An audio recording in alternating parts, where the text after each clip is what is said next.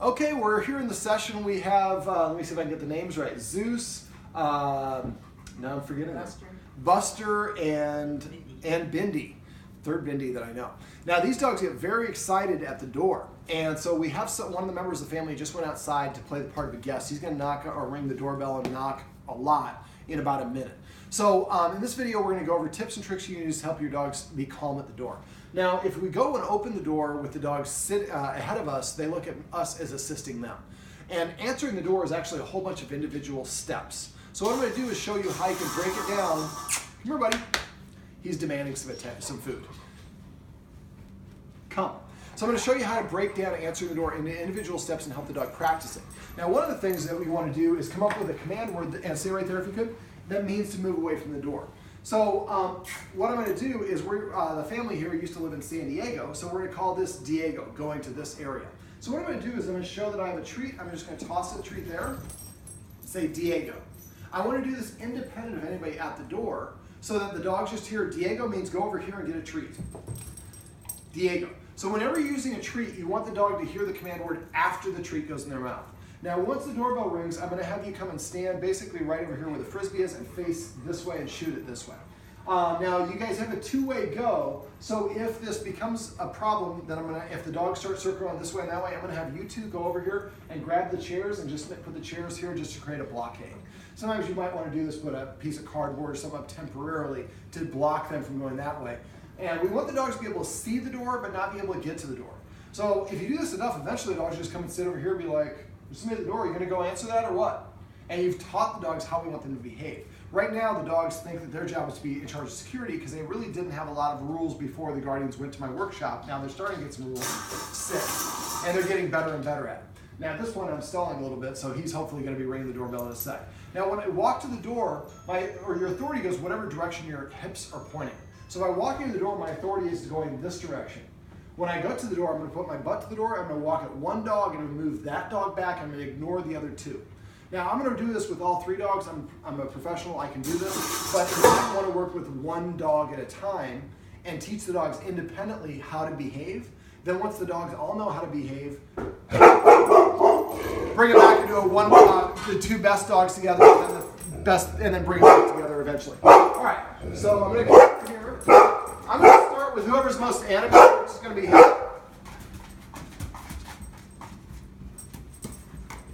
I'm just taking territory from him. Whoops. And I'm not going to allow him to pass. When he sits, if there's another dog back here, I'd come back. And then, now I'm just focusing on him because I haven't addressed them yet. I don't care about the barking. I just care about violating the boundary. So I'm going to come back and get... So noticing not seeing as much barking. Now if I turn this way to get him, he's going to run up. So I'm going to come behind this dog, then walk towards Bindi, make Bindi leave the area.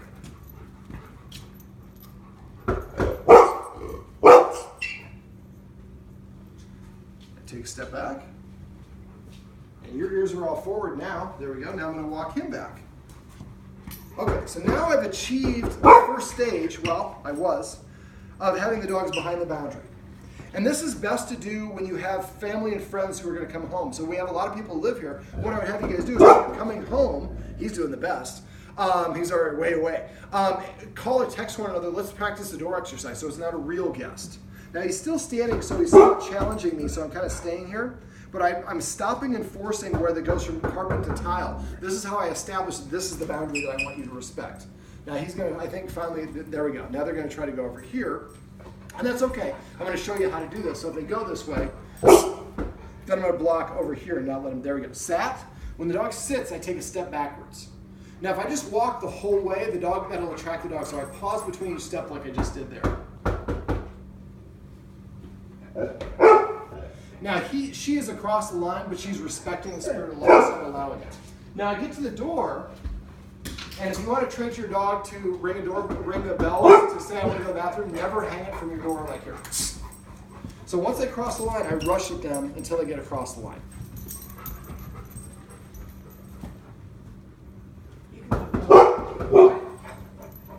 Okay, so now, so any crossing line, I'm rushing very quickly. And I'm walking backward briskly now, but stopping to each step. So watch this. This sound usually means the door is about to open. So that sound is what attracted Zeus here. So I want to help the dog practice not coming forward when it hears this sound. We're teaching the dog how we want it to behave.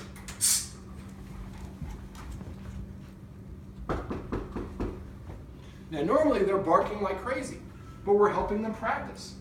So now I can do this, and they're staying here for that. So the next step is I jiggle the handle. Then I'm going to open it in a crack.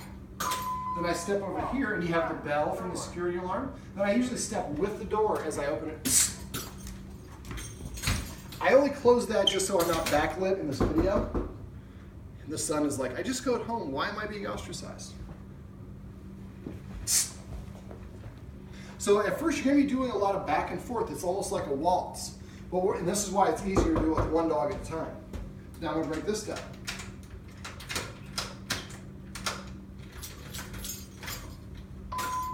Do you have the screen door? Can you close the screen door and be on the other side? Yeah, for some reason the door is open. It's working. It's just weird. It's just not, that's okay, we'll get it in a second. All right, so when I open this one, so now they can see what's going on. I step back again. So I'm setting rules. Every time you cross this threshold, the human is going to rush at you. And as soon as you get on this side, it's like a game of tag, you're safe. They don't have to sit, they just can't cross the line. Now if she crossed the line, which she is again, that's okay because she's respecting the spirit of the law. Then I do the same thing for this handle. I want to make it as noisy, as difficult as I possibly can when I have somebody to help me practice. So it's a real person, this sound is easy. I'm going to open it and ask him to come on in, but stay behind me, please. Let's close this door.